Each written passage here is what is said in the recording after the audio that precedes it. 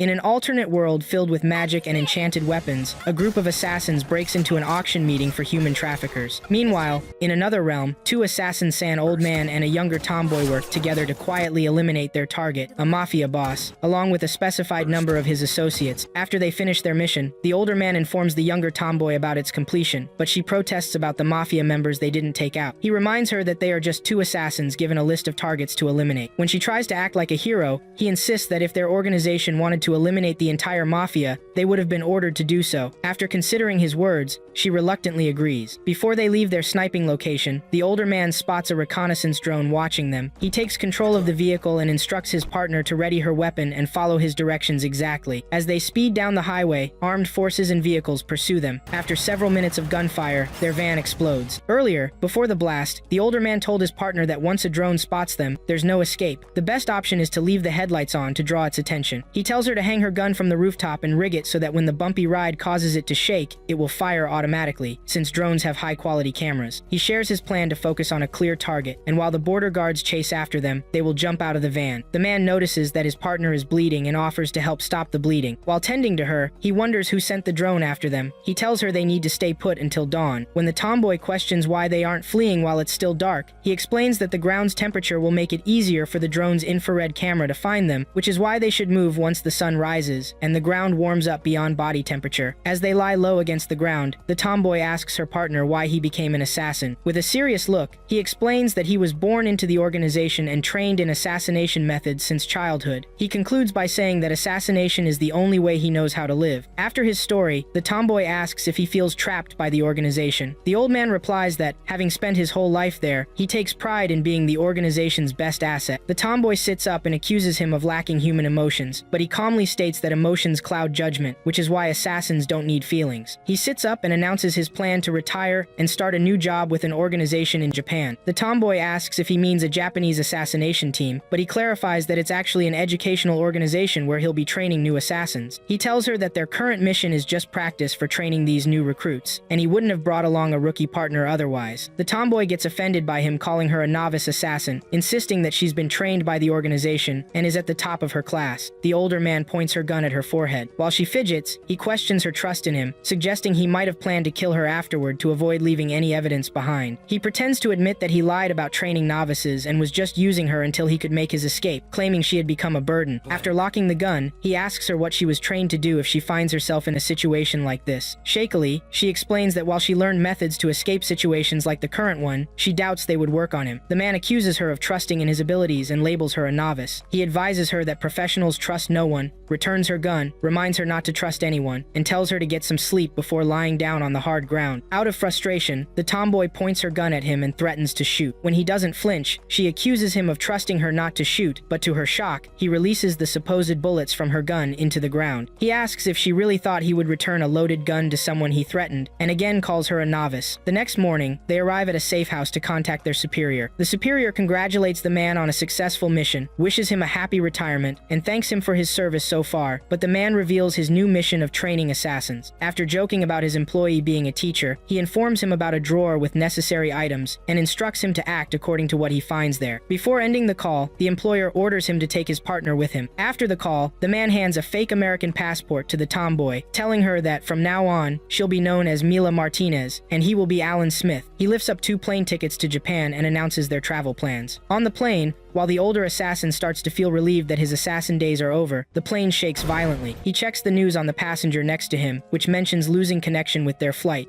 While flight attendants try to calm the passengers, the tomboy runs behind her partner's seat. The man quickly realizes the disturbance is due to the organization trying to tie up loose ends. He wonders why they would go to such lengths just to make sure he's eliminated. As he walks to the control room on the plane, he connects the dots that they burdened him with the novice, so he'd focus on escaping and boarding the plane they had prepared for him. In the control room, he sees all the pilots and co-pilots are dead. Accepting his fate, a missile is fired at the plane, and in the next scene, he finds himself sinking into the ocean, questioning why the organization would betray betray him so deeply, especially knowing he was willing to do anything for them, even end his own life. A strange hand pulls him from the water, and the next place he finds himself is a mystical land of crystals. A goddess appears on a crystal throne, kicks away his method of death, and informs him she has summoned his soul after his demise. She introduces herself as a goddess and presents him with two options: have his soul wiped clean and be reborn as a stranger, or accept her request to be reborn in another world while retaining his memories and skills. He straightforwardly asks the goddess who she wants him to kill, and she commends his honesty. She tells him he'll be reborn in a fantasy world full of swords and sorcery, and finally informs him that his mission is to kill the hero of this alternate world. The soul of the summoned assassin is shocked to find himself reincarnated while still holding on to his memories. The goddess explains that the souls of the dead are cleansed of impurities before being recycled into a new world. The man clarifies that, in his understanding, reincarnation means being reborn with no memories of a past life. After discussing this further, the assassin states he doesn't want a second chance at life where he must serve others. The goddess reassures him that she has no interest in how he chooses to live,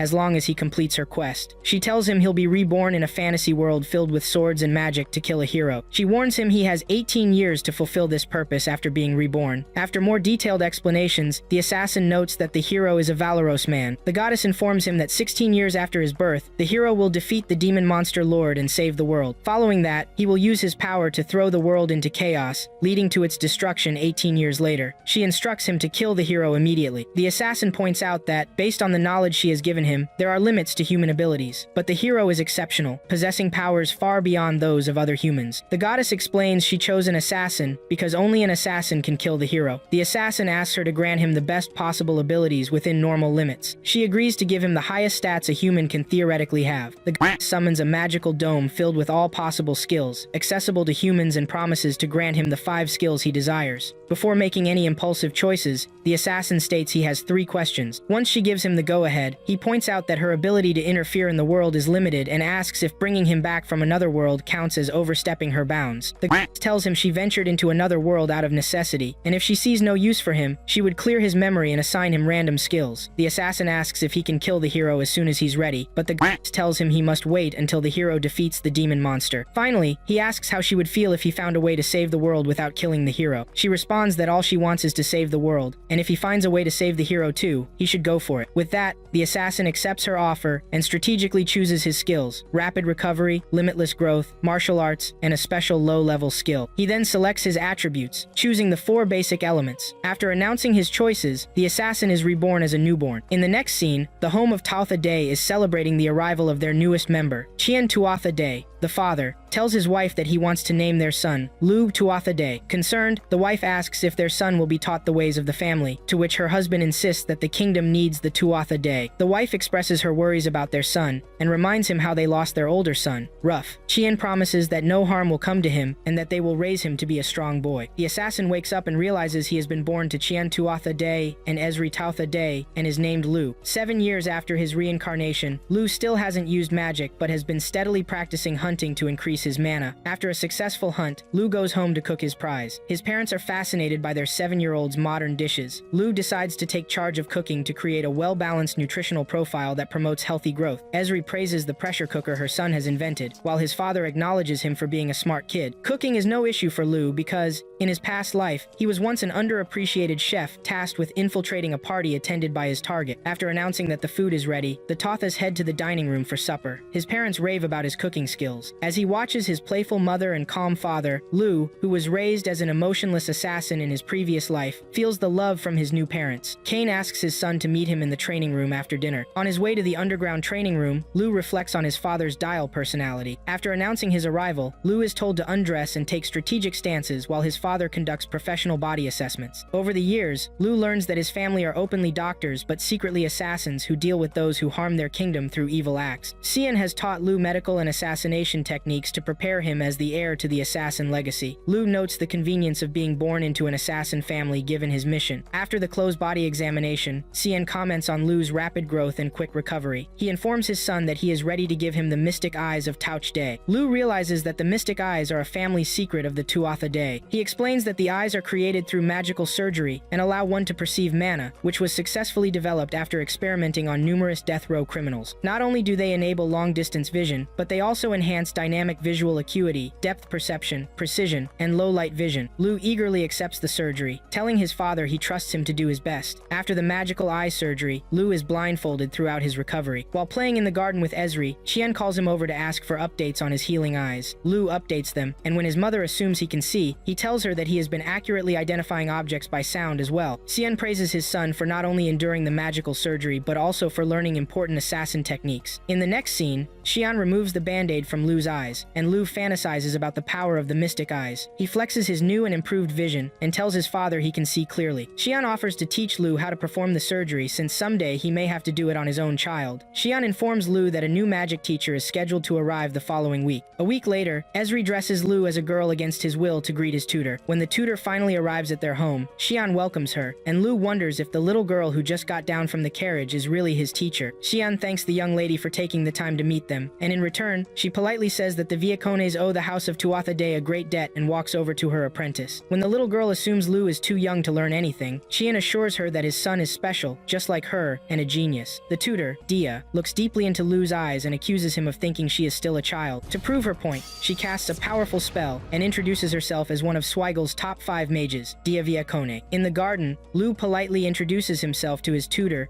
Dia. Dia, who is just 3 years older than Lu, encourages him not to be so formal around her. She tells him that she will spend the next 2 weeks teaching him everything about magic. Dia gives him a far stone and says that before they start, she needs to check Lu's magical capacity. She instructs him to pour all his mana into the far stone, and Lu, who has been increasing his magical capacity over the years, releases a huge amount of mana. Seeing the massive surge of mana coming from the stone, Dia urgently tells him to throw it as far as he can. Lu follows her instructions and flings the stone into the sky using his physical reinforcement skill, causing the far stone to explode with a loud sound, drawing the attention of the homeowners, Xian and Ezri. Xian sternly asks who caused the loud explosion they heard. Dia nervously apologizes and tries to take the blame. To her surprise, Xian and Ezri praise their son for wielding such powerful magic. Xian asks Dia if she can teach him assassination spells. After a few more conversations, Xian and Ezri leave the kids to train. Lu asks Dia if he can have more far stones, but she explains that the stones are precious heirlooms in her family and can't be given to outsiders. Later that night, while Lu is thinking of how to acquire more far stones, Dia comes to spend the night in his room. Lu is shocked to find his tutor tucked in his bed. When he asks why she's sleeping in his room, Dia claims to be his older sister and mentions that Xian is keeping a secret from his family. She declares him her younger brother for the duration of her teaching. The next morning, by the river, Dia and Lu practice magic. She gives Lu another far stone and instructs him to pour a little mana into it. Dia tests him for possible magical affinities. She is taken aback when she discovers Lu possesses all 4 basic attributes: fire, water, earth, and wind. Later, while sitting on a fallen tree trunk, Dia teaches him how to turn his mana attribute into spells, starting with earth and guiding him through the process. Lu feels his previously colorless mana gaining a new purpose. After completing the process, he gets a mental image of word-like symbols. Dia explains that one learns spells as a revelation from their creator, and the more spells one casts, the more new spells they can receive. Lu points out that he can't read the letters of the incantations he was given. Dia shows him how to cast a spell to create copper, and is astonished when Lu successfully casts the spell after hearing the incantations just once. Lu examines the results of his spell after Dia mentions that mispronouncing spells affects their outcome. Days later, Lu improves his skills in magic and incantations, and one day he asks Dia if it's possible to cast spells from a transcription instead of memorizing them. Dia writes down an incantation for creating iron, and Lu tries it out, successfully summoning a brick of iron. After seeing the successful outcome, he suggests Dia write down all the incantations she knows, but she dismisses the request as too labor-intensive. Lu notices a pattern in the few incantations Dia has written down. He figures out a way to create different spells and asks Dia if she wants to try one. He dictates the necessary details while she writes them. When Dia tries to cast the spell she created, her magic suddenly falters, causing her to faint briefly. She explains that she experienced a severe headache while attempting to cast her drafted spell. Lu picks up the paper and successfully casts the spell himself. He realizes that only people with spell waiver skills can use incantations they've created. An idea strikes him, and he rushes to transcribe the same incantations she couldn't perform. He asks her to cast the spell he wrote for her, and to his surprise, it works perfectly. Dia is thrilled to be able to cast new spells that Lu transcribes. Some days later, Lu and Dia practiced by the riverbank. Lu created a gun powered by magic and tested it out. Dia excitedly praised the results and made a similar gun of her own. Lu decided to enhance enhance his original creation by magically crafting an armored tank. But after the first test, he realized that although he had made the tank strong, it began to fall apart. When Dia enthusiastically talked about the amazing weapon her student had made, Lu thought of a name for the spell he had created and asked if she wanted to try it. She politely declined, saying she didn't have enough mana to power such a powerful device. On Dia's last night as Lu's tutor, she hugged him and said her goodbyes seriously. Lu got out of the bed they had shared and created a dagger made of beta titanium alloy, a material stronger and lighter than iron. He gave it to his teacher as a farewell gift, thanking her for teaching him all about magic as promised. She thanked him in return for helping her realize the potential for creating her own magic spells, and promised to write down many more spells for him to complete the next time they met. To return the favor, Dia gave Lu a necklace with a far stone pendant as her parting gift, and asked him to promise he would come whenever she wanted to see him. The two children sealed their promise with a bet. The next morning, Dia said goodbye to Lu and his family before getting into her carriage. She announced she would be back one day, and Lu assured her he would be waiting. As the carriage started to move, Xian praised his son's brilliance and told Lu that he would teach him the truth about their family name. Later that evening, father and son rode together in a carriage. Xian asked his son what the motto of the House of Tuatha Dé was. Lu replied that the skill of the House of Tuatha Dé should be used only for the prosperity of the Alvan Kingdom. Xian then asked Lu about the medical techniques of Tuatha Dé, and Lu explained they were meant to sustain the lives of exceptional people. Xian again inquired what the assassination techniques of Tuatha Dé were for, to which Lu answered that they were only for excising the kingdom's illness and preventing harm. Xian praised his son for giving the right answers and told him he would teach him the secrets needed to hone those skills. Lu was surprised by their destination, the prison. Inside, Xian told his son they were in the part of the prison where death row criminals from across the kingdom were gathered. Lu assumed the prisoners could be used for medical experiments and killing practice. Xian praised him for his intelligence and explained that people experience huge resistance when killing another person, and many killers lose their own lives in the process. He announced that the purpose of their visit was to help Lu practice killing so that resistance wouldn't be an issue for him. Lu asked his father why he raised him to be hesitant to kill someone, instead of just suppressing his emotions and becoming a killing machine. Xian praised the quality of his question and told him they don't kill just because they are ordered to. They evaluate if a task will benefit the kingdom and understand the reasons for the killing. He further explained that they must have human values to read others' minds, and humanity is a necessary weapon for assassination. Lu admitted he didn't understand his father's words. Xian led his son into a dark room and announced it was time for his first kill. A rugged woman, whom Xian explained was Margaret, aged 19, was sentenced to death for robbery, murder, and arson. She begged for her life with tears in her eyes. Xian asked Lu to take her life as he saw fit. Lu approached her calmly and urged the crying woman to stay calm. He pulled out his dagger and cut off her left hand. He explained that since he used a sharp blade, her adrenaline would dull the pain, and before she felt any pain, she would die peacefully from severe blood loss. Margaret fiercely confronted Xian, accusing him of tricking her into thinking she would be spared if she won over the little boy with her tears. She violently vowed to burn Lu to death, like she had done to her other victims. Lu turned away and threw his dagger at the wailing woman. 10 years after Lu's reincarnation, a frail little girl wanders through the dense forest. Weak from malnutrition and hunger, she collapses onto the cold ground, reflecting on her life, abandoned by her low-income family, who, due to severe poverty, decided to cut down on the number of mouths to feed. She remembers being rejected by her father for being an unwanted child. While trying to lift herself from the ground, the girl is ambushed by a pack of wolves. Feeling hopeless, she surrenders to the hungry wolves, but as a wolf charges at her, she suddenly rediscovers her instinct to survive. Xian and his family are at the market, where Xian comments on the good harvest they've had this year. Two salesgirls grab Ezri's attention with their display of cookies. Ezri excitedly praises the cookies and persuades her son to want some. Xian tells his son about the popularity of a dish he's made and notes that meat products have remained stable through the winter. With high hopes for the harvest festival, Lu decides to scan the crowd for someone with enough mana to join his course. He spots an old man but quickly dismisses him. Perched above the city, Lu looks for a young person with mana but finds none. Reminding himself he has to kill the hero within 8 years, he reveals his plan to find a skilled assistant with mana. However, most people with mana are nobles, or their relatives, making recruitment nearly impossible. In the next scene, Ezri worries about her son going hunting in the cold. Lu insists he needs to hunt before the snow comes, or they'll struggle to eat in winter. He announces his departure and heads into the forest. In the forest, Lu notices light snowfall, and makes a mental note to see Dia, his former master, before the snow gets too deep. He senses a pack of wolves hunting, and decides to take their prey. When he gets closer, he realizes the wolves are attacking a scrawny little girl. Jumping in, he swiftly defeats the wolves. Lu asks the girl who she is and what she's doing so deep in the woods. She nervously promises not to do anything wrong and pleads for her life. Again, Lu asks why she's in the forest, and the girl shakily admits she was abandoned by her poor family. She reveals that a traveler told her the region of Tuatha Dé, beyond the mountains, is prosperous, and she's trying to get there. In the next scene, Lu feeds the homeless girl and warns her to eat slowly if she hopes for another bowl of the porridge he made. As she enjoys her second bowl, Lu notes he's unaware of how terrible the nearby region's lord is. He tells her he's the son of the Lord of Tuatha Dé. She shares that the Supreme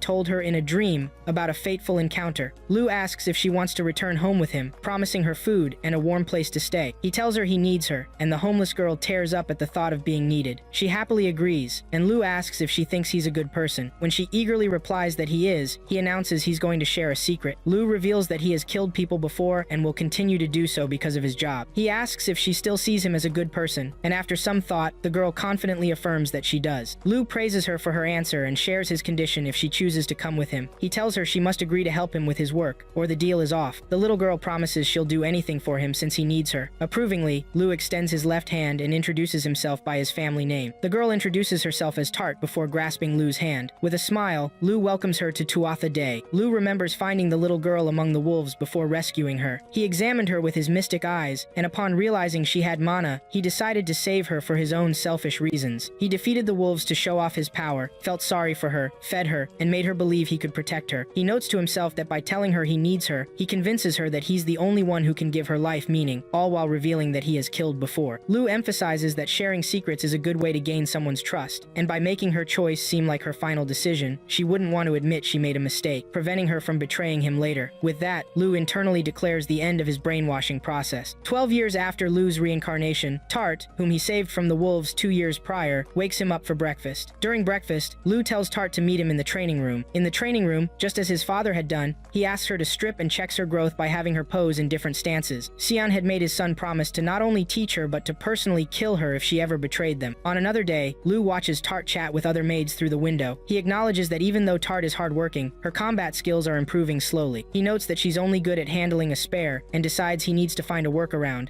since weapons that can't be easily hidden, like a spear, aren't suitable for assassination. To help her improve, he decides to create a more appropriate knife fighting program. That night, Lu catches Tart practicing her knife attack in the training room. She apologizes to her master for not asking permission before entering, and expresses her wish to meet his expectations. Lu creates a special spear that can be concealed by folding. After a successful test run, he applauds her for an impressive performance. The next morning, Tart wakes her sleeping master, and Lu is surprised to find her sleeping next to him. He asks what she was doing in his bed, and she admits that she brought him tea the night before and fell asleep watching him. She thanks him for creating a way for her to finally meet his expectations. In the next scene, Lu and Tart stroll through the market. A vendor grabs Lu's attention and thanks him for showing him a fertilizer that could boost his farm's yield. He gives Lu a bowl of veggies as a thank you. A woman approaches Lu and gifts him a basket of fresh fruits for using his magic to refill the reservoir. A farmer rushes through the crowd, desperately looking for Lu. He informs him, worried, about his cow that has injured its hind leg. Lu takes the issue seriously and offers to help. While riding home in a carriage, Tart praises her boss for a successful day. She mentions how much the people adore him because of his kindness. Lu explains that winning gratitude and recognition from the people is crucial for managing a region. Tart asks if simply protecting them from bandits and wild beasts isn't enough for everyone to like him, and Lu tells her that strength alone can't win people's hearts. Tart shares that in her hometown, there was a divide between the people and the lords. Light reaches into the basket of fresh fruit beside him and grabs Tart's hand as she reaches for it. He asks if she wishes she were born into the Tuatha Dé family. Tart nervously replies that if she had been, she wouldn't have had the chance to become his servant. Lu assures her he would have found her no matter where she was, and gives her the fruit. After a moment of silence, Tart asks if Lu is kind to her to win her heart, and he confirms he is because he needs her. Hearing that she is needed, Tart happily promises to serve him forever. In his room, Lu puts away a bow made of charged far stones he created after studying the one Dia gave him as a farewell gift. After a knock, Tart gets permission to enter and announces that Master Xian has requested his presence in the training room. In the training room, Xian asks Lu about Tart. Lu tells him he's been carefully watching her for the past 2 years and hasn't seen any signs of her lying or being a spy. Xian is relieved to learn that she's just a good girl, and there's no need to eliminate her. He informs Lu about the next training exercise he must complete. Xian assures him that the outcome of the fight doesn't matter. If he can pass the test and finish one more training exercise, he'll be recognized as a full member of the family, allowing Lu to take on jobs as an assassin. In the woods, Lu finally wins the fight against his father after many previous failures. Xian accepts his defeat and reflects on losing to a 12-year-old when he had always thought of himself as the best assassin of the Tuatha Dé. He commends Lu for understanding his words and not resorting resorting to magic in their battle. He tells Lu that he has nothing more to teach him, and now he just needs to gain experience. Lu says he still has a lot to learn, but Xian insists that he has mastered all Tuatha Dé techniques and must now forge his own path. He instructs his son to find what he needs to become stronger, and that eventually he will face his final test, but until then, he must help him with his work. As time passes, Xian and his son cleanly eliminate about 5 corrupt nobles in the land. On a sunny afternoon, Luke joins his father to treat a sick noble. While heading home in the carriage, Xian and Lu chat about the changes in their client's security. Luke mentions that if the noble ever becomes their target, they need to figure out how to enter without being noticed. Xian praises his son for being an excellent assassin and hints that he hasn't yet told him about his final test. He explains that a noble's castle is like a fortress and heavily guarded, to the point where they have to disguise themselves to get the job done. He instructs his son to pose as a merchant because nobles tend to invite merchants who can bring them what they want. Xian informs Lu that he will be living under the Balor Trading Company, and if anyone investigates him, he's arranged for a fake person to be born on his supposed birthday. He tells Lu that until he turns 14, he should train to be a merchant under Balor. Lu accepts the mission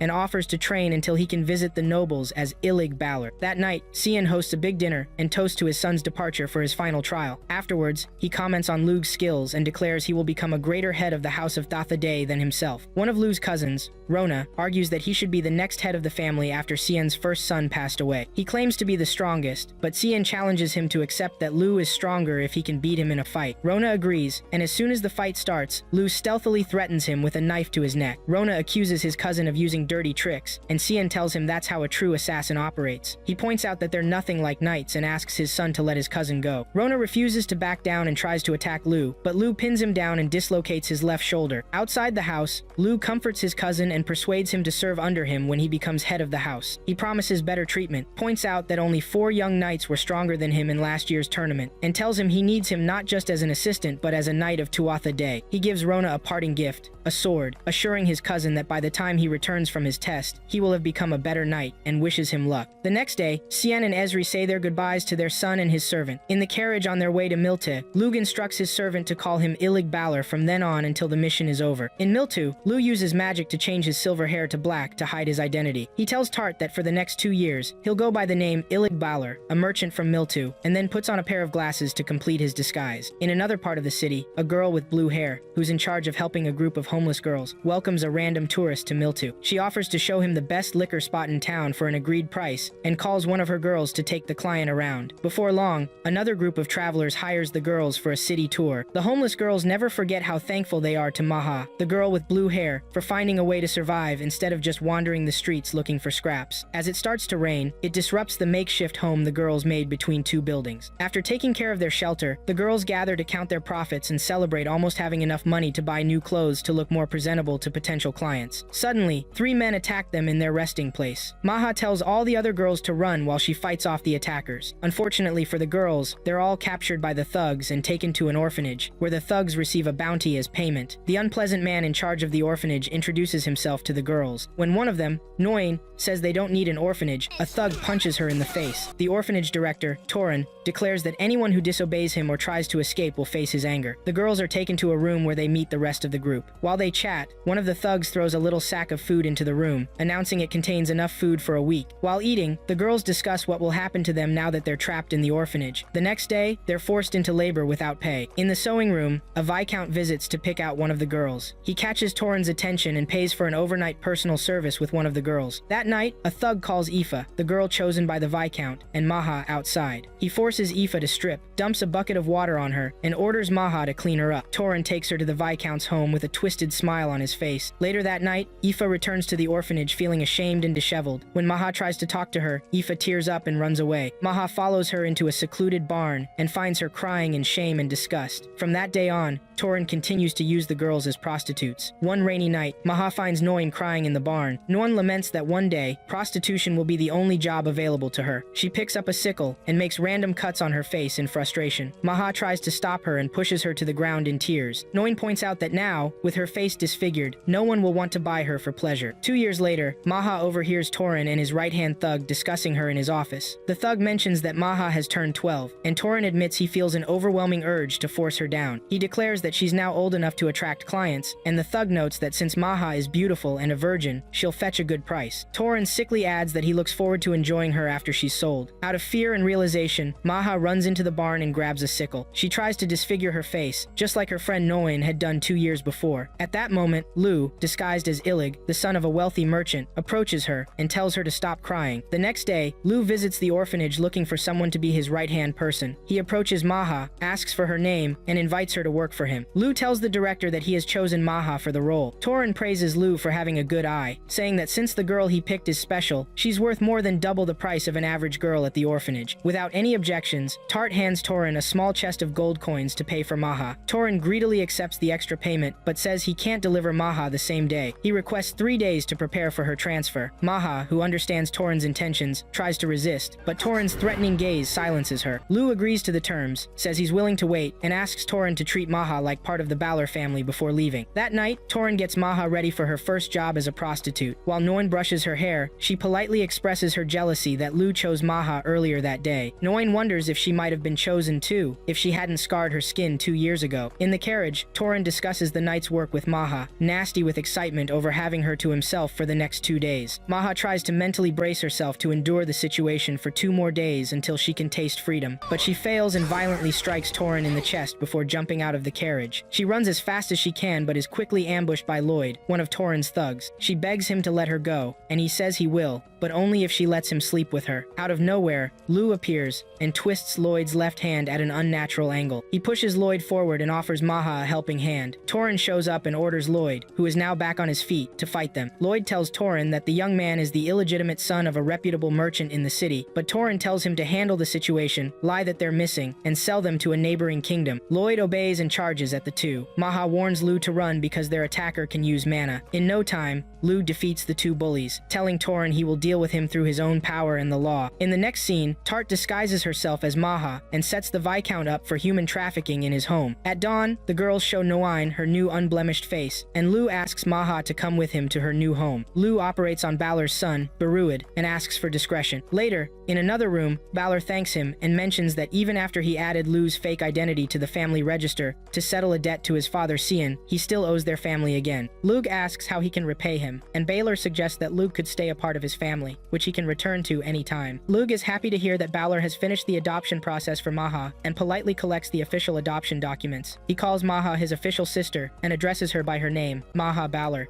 The next day, Lu and Balor have a private meeting about the Balor Trading Company. Balor mentions a liquor store that was set up but failed spectacularly. He tells Lu that he'd like him to run the factory and revitalize it, and without much hesitation, Lug accepts the offer. At home, Lu shares the news with his girls about the job from his acting father, Balor. He mentions he has a different plan for the store and explains the 2 purposes of the mission. He states the first goal is to make money, and the second is to stock merchandise for nobles. Tart asks if he plans to use the store for his assassinations. Lu reveals his plans to turn the store into a women's space by selling cosmetics and sweets. In his room, Lu checks himself in a bedside mirror and tells himself he has 5 years left to defeat the hero. The next day, Lu arranges a meeting with Balor and his wife. Balor praises Lu for coming up with a prototype in just 2 days, while his wife, who was misinformed on purpose that Lu is her husband's illegitimate son, shows her dislike for him. Lu confidently tells them he has something that will meet their expectations. He shares his plan to get into cosmetics, but Balor mentions it's tough for a newcomer to succeed in that industry since the brand matters more than quality in cosmetics. Lu, who realizes that skin moisturizers haven't been created in this fantasy world, presents a sample of moisturizer. After applying it, Balor's wife is impressed by how it looks and feels on her skin. Lu suggests she put on makeup, and after she does, she reminds him of her initial hatred for him before expressing her love for the product he formulated. Balor's wife, Mira, admits she intended to mock and belittle any product Lu presented, but her opinion changed with the moisturizer. She confesses she's willing to call her husband's illegitimate child her son if it gets her more of the moisturizer. Balor announces he will focus the Balor Trading Company's resources on the moisturizer and politely asks Mira to share it with her friends and spread the word. He then asks how many bottles of moisturizer Lu can produce in a week. Lu responds that his maximum output is 200 bottles per week. Balor suggests hiring more people, but Lu shares his concerns about the risk of competitors copying their moisturizer once it sells. Balor apologizes for his hasty suggestion and asks how long setting up mass production would take. Lu estimates it will be about a month and mentions an issue. The mix of oil and water water needed is highly limited and can only be made by a secret Tuatha Dé medicine. He presents Balor with a document outlining necessary expenditures. Balor points out that the production cost isn't the problem. Rather, it's the fact that Tuatha Dé is 1,000 miles away. Lou replies that the distance actually makes their moisturizer less findable by competitors. He insists he has to get the product from Tuatha Dé and promises to persuade the sellers not to sell to other companies. Balor agrees and hands the negotiation over to his faux illegitimate son. In a carriage to Tuatha, Lou tells Tart they need lecithin, made from soybeans, which can be grown in Tuatha Dé, to mix oil and water. Tart adds that even if their rivals figure out their source, they won't be able to sneak into the land of noble assassins and steal their secrets. Lou shares his plan to withhold teaching the Balor Trading Company how to produce lecithin to ensure they can't discard him once he's no longer useful to them. 6 months later, Lou and Tart discuss the rapid growth of their business. Tart mentions they've received invitations from the nobles of Miltu and princesses from neighboring kingdoms. Tart informs Lou about the spies sent by their competitors to sneak into their factory every day. She tells him that despite constantly bribing the employees, the opposition hasn't discovered the source of the lecithin. At night, Tart and Maha team up to catch a top-notch spy. In the interrogation room, Lou praises his girls for remembering the basics of torture. After Tart pokes a needle-like tool into the spy's finger, Maha promises he can leave if he reveals who hired him. Next, Lou gets ready for his monthly visit to Dia's home. He asks the girls what they want to do on their day off, and Tart says she and Maha plan to go shopping later. He announces he's leaving and lets them know he'll be back later at night. Lou sneaks into Dia's room with gifts. She shows him all the spells she's been working on for him to transcribe. Lou is surprised to find out that Dia has figured out how to create a reverse gravity spell before him. He hands her a box of chocolates, and she raves about the taste of the treat. The rest of the day goes happily for both the girls and their master. Lou bids his ex-master goodnight and goodbye. In his room, Lou lies down and sees his girls fast asleep on his bed and decides to join them. Two armed thugs ambush Lou's employees and threaten them to hand over their valuables. Maha arrives just in time to fight them off before they can hurt the girls. After checking on the girls, she confronts the thugs and asks who they are. The thugs insult her and try to attack, but Maha quickly defeats both of them and warns them never to come near her girls again. The next day, Tart announces her return and hands over a small pouch containing the second buttons of all the men's hearts she had pierced. Lou comments that Tart is living up to her battlefield nickname, Lightning Quick Battle Maiden. Tart blushes and asks her master not to call her that embarrassing nickname. She points out that their 2 years in fake identities are almost over, and Lou realizes that his time in Miltu has taught him a lot about the fantasy world. Publicly, he introduces himself as Illig Balor, a young man who successfully turned the cosmetic brand Orna into a success. That night, Lou hands over the cosmetic business and everything related to Orna to Maha. She assures him she can protect the business even in his absence and promises to help it grow. She shares her thoughts on expanding the business beyond the city and marks a spot on a map. Lou, who has looked into her background, recognizes that the spot she marked is the first shop opened by her late father. Fully aware of her intentions to reclaim her father's company, Lou gives her the green light to take action as she sees fit and tells her that as long as it's worthwhile, she can mix personal matters with business. After thanking her master sincerely, Noin and the other girls excuse themselves into the room. They all present a gift as a token of gratitude to Lou for employing them. The girls say goodbye and remind him not to forget about the can. Lou thanks them for the gift and promises to visit when he can. The following morning, Lou and Tart return to their true appearances and identities. Before getting into the carriage, Maha promises to hold down the fort, and Tart apologizes for being the only one allowed to accompany their master home. Maha and Tart have a polite conversation, and she mentions that her father once told her to doubt anyone before putting her trust in them. Maha admits to doubting him repeatedly. She notes that even though she realized he wanted her for her mana to help with his assassinations, being able to assist him makes her happy. After her speech, she makes Lou promise to visit her as often as he can, and with that, they get into the carriage and start their journey back home. Maha watches them ride away and vows to help him for the rest of her life. Inside the carriage, Lou asks Tart if she will miss Maha, and Tart admits she will. Tart tells Lou that Maha loves him as a man, but Lou insists that the girl only admires him, and that sometimes admiration is confused with romantic feelings. Suddenly, a pack of monster wolves attacks their carriage, and Tart offers to fight them off. With a few swings of her spear, Tart defeats the wolves, and Lou praises her for living up to her nickname. Lou connects the presence of demons to the arrival of the hero. The two pass by a soybean field and discuss it briefly. Lou decides to visit the farmers and receives a warm welcome. The farmers thank him for their recent yield and profits from the soybeans. Lou arrives home in the carriage. As expected, Ezri overreacts upon seeing her son and exclaims how much she missed him. Ezri thanks Tart for putting up with her son throughout their 2-year journey. Lou asks about his father, and his mother tells him that he's waiting for him in his makeshift office. As Lou heads off to see his dad, the girls talk about their life in Miltu. In the study, Lou walks in with a serious expression to find his father scribbling on a piece of paper. Cien praises Lou for maturing and comments on how he's done a fantastic job boosting Balor's cosmetic brand using his fake identity. Lou admits that while he was the brains behind it, most of the success came from Balor and the products have ability to sell itself. Cien reveals the mission's purpose was to help Lu find a way to live outside of assassination. He encourages Lu to sit down and calmly explains that one can be a successful assassin but not a good merchant. Cien mentions that Balor suggested he think about letting Lu enter the business world. Lu confidently states that his experience as a merchant has made him a better assassin. After a bit of back and forth, Cien warns his son that the burden of being an assassin is different, and how Tuatha Dé uses assassination to eliminate threats to protect the Alvin Kingdom, which doesn't always protect them in return. He tells Lu it's part of Tuatha Dé's practice to abandon exposed assassins. Even if they don't make mistakes, clients could still divulge information about them. After hearing his father out, Lu confidently tells Cheon he chooses to be a Tuatha Dé because there are things he can't do unless he is one. He shares that the Tuatha Dé people and the friends he met in Miltu are important to him, and he wants the kingdom to be peaceful so those people can be happy. He declares that even if the kingdom turns its back on him, it won't matter because he can still live as Ilig Balor. Lu tells himself that he won't carry out assassinations just because he's told to, but will do it of his own free will. Lu also reveals that he can't leave Tuatha Dé because he's in love with Dia Viacone, and being just an ordinary merchant won't give him the status he needs to marry her someday. Cien chuckles at his love-struck son and urges him to become an aristocratic assassin before giving him his first job. He assigns Lu the task of assassinating a noble who sells military secrets to neighboring kingdoms in exchange for drugs that he distributes across the kingdom. Cien calls the target scum and insists that he needs to be removed from the kingdom as soon as possible,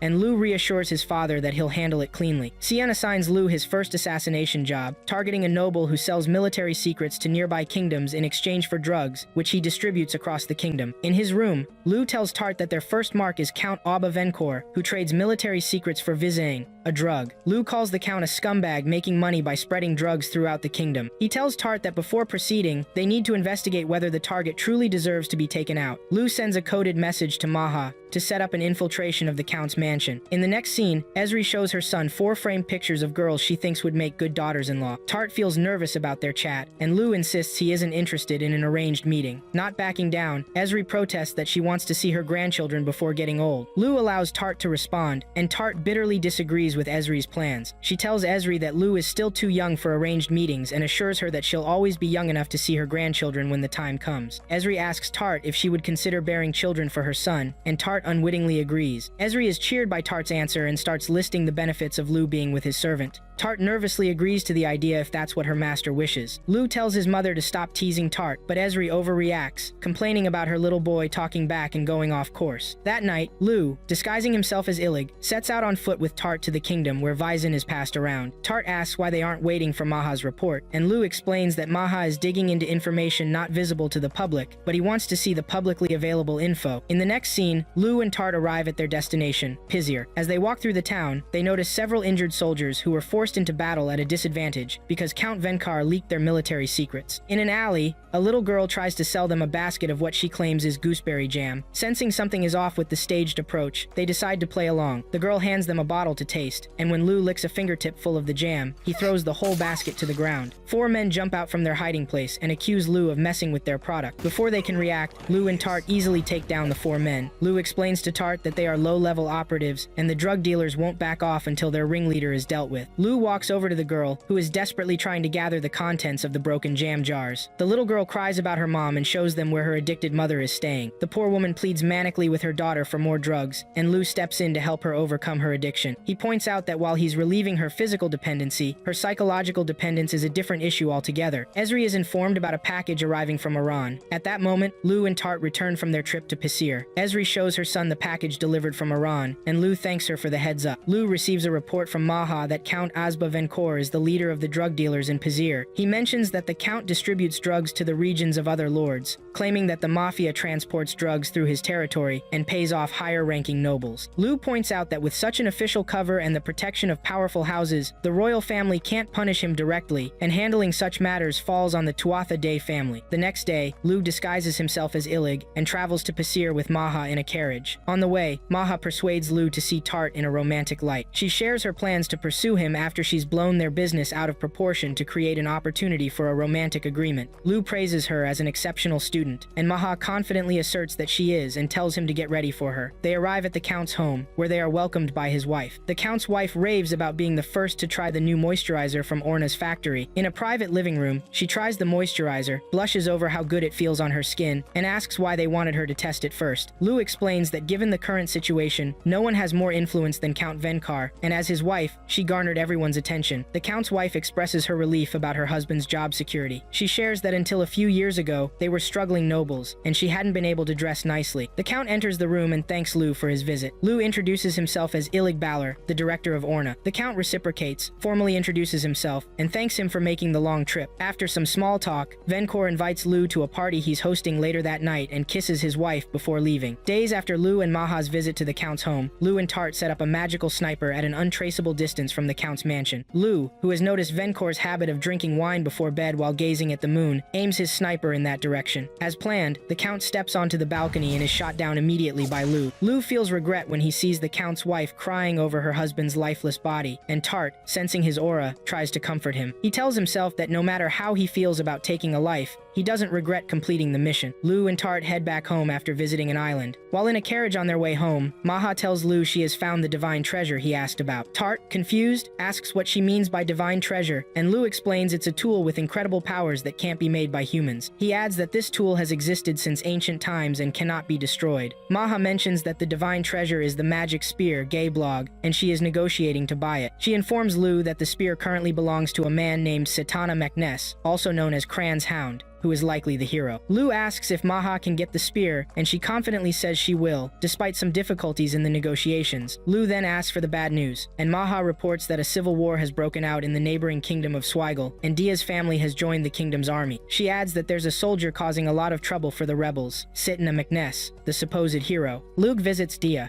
and checks how she is managing during the war. Dia assures him she isn't in any danger, and that the fighting is very far from her. She reassures him he has nothing to worry about. Lu tells her he heard that some bold nobles insulted the royal family and sparked a rebellion, and she praises him for staying informed. Lu informs Dia about a man with a divine tool whom he suspects to be the hero, and offers to use his influence as Anicaps to help her family escape to a safer kingdom. Dia pretends to be offended, saying she must protect her kingdom as the Count's daughter, but she eventually softens up, telling him whatever will happen, and thinking about it won't change anything. She cheerfully asks how he dyed his hair and opens her closet to pick an outfit. While looking through her clothes, she mentions that her father and his advisors are away, so she's free to go into town. Dia and Lu walk hand in hand across the street. Lug teases her for not wearing either of the dresses she picked, and Dia explains that since he dyed his hair to match his color, the outfits don't go together anymore. A moment later, Lug asks Dia where she wants to go. He notices that most people around look like veterans. They decide on a gift shop, where Dia asks him to win a bear for her. When he tries to use magic, she accuses him of cheating. Lu finds a solution. He teaches her how to shoot arrows, and after her third shot, she wins the bear she wanted. In the next scene, Lu and Dia are strolling around town when Dia suddenly stops to say she feels like eating lasagna, so Lu takes her to a restaurant. Lu and Dia share a table at the restaurant, engaging in some playful romantic conversation. After they eat, they find a lost boy sitting in fear and quickly help reunite him with his mother. Dia tells Lu she wants to take him somewhere special as a reward for helping the little boy. In the next scene, they visit a mixed-gender hot spring. When Dia starts to undress, Lu nervously asks if it's for mixed bathing,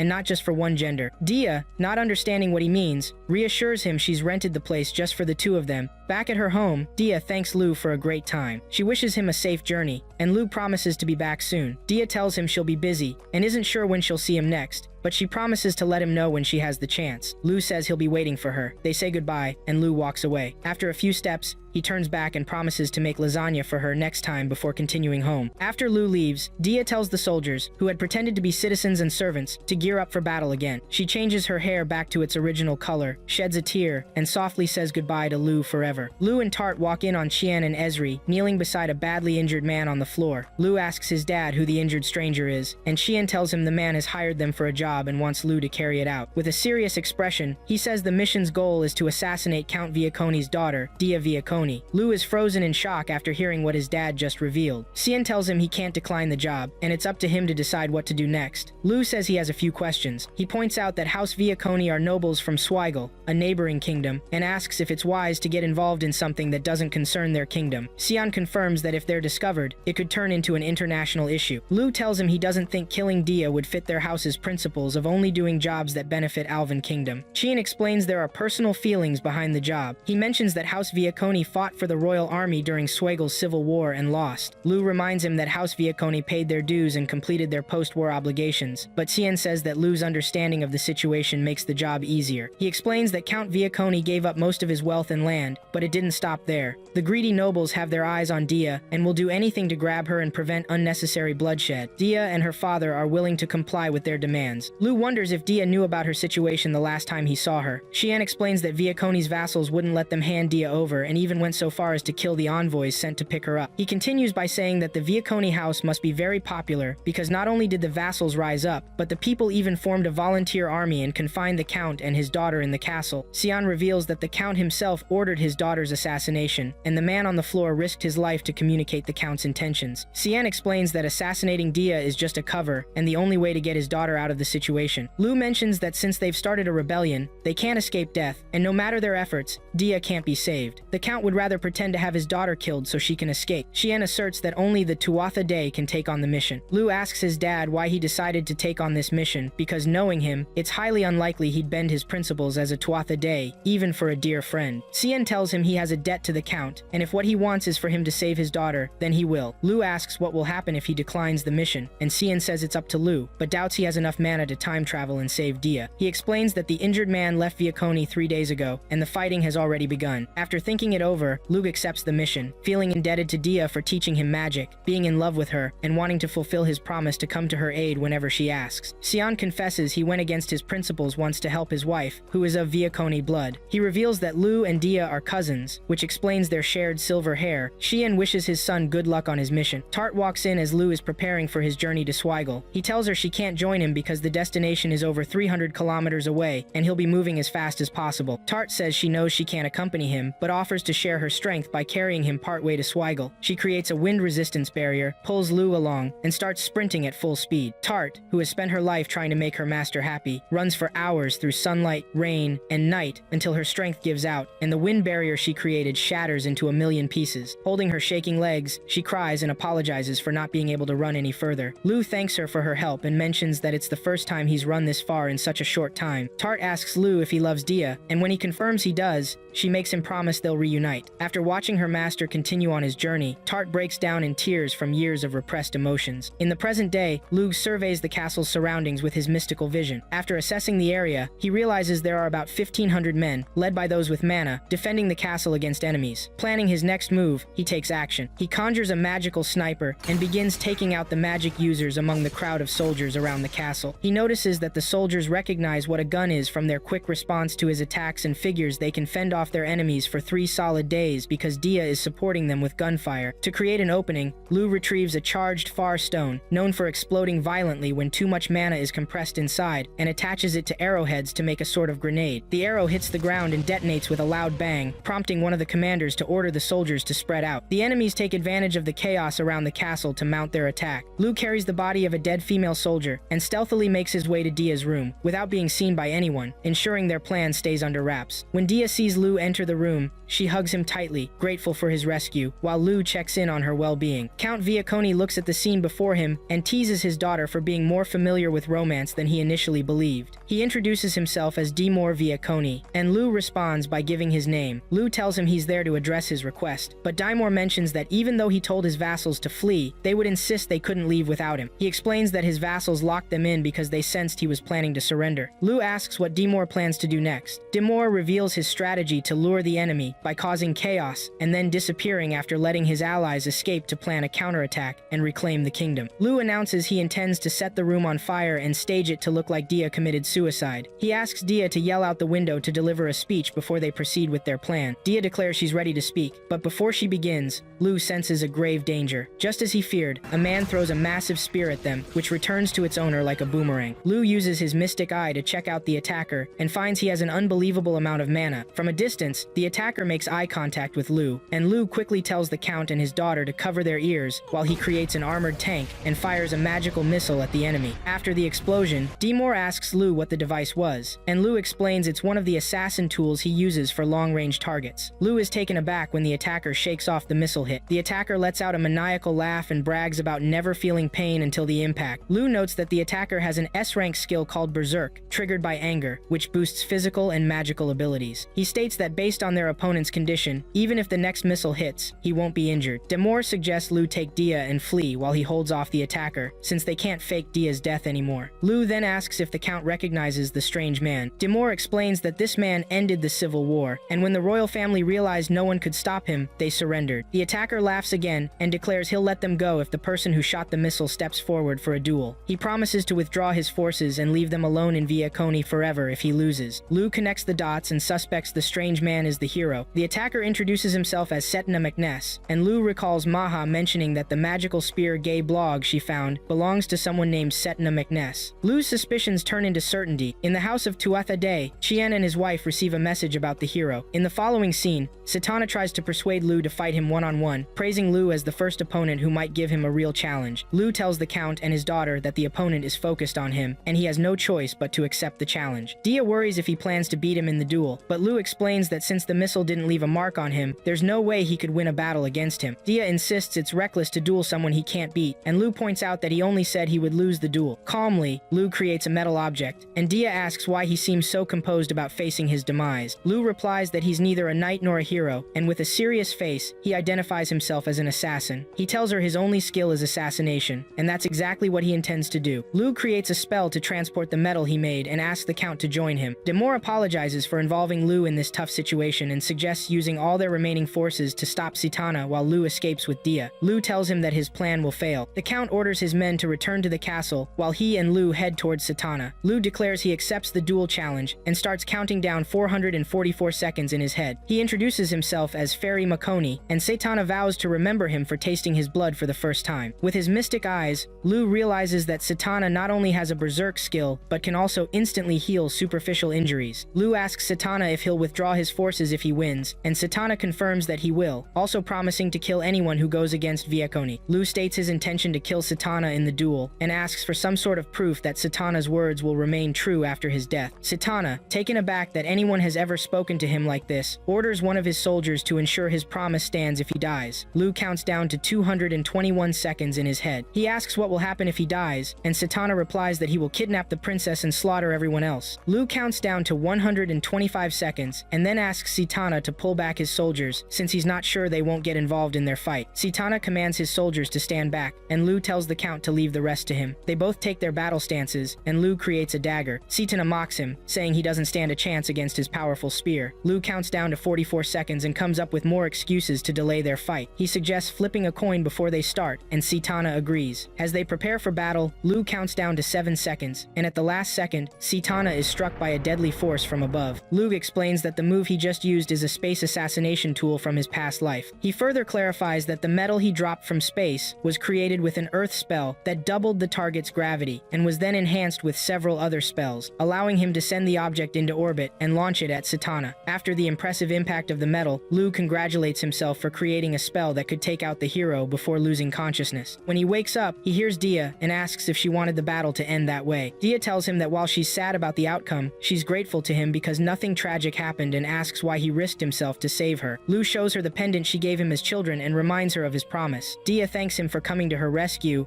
and vows to repay him, but Lu tells her that all he's done is repay his debt to her, and if she starts paying her debts, it will create an endless cycle of debt repayment. Lu points out that since there are no enemies left to witness, it wouldn't be possible to fake her death. Dia smiles at this, and then Lu kisses her unexpectedly. They arrive at the house of Tuatha Day to find his parents and Tart waiting for them.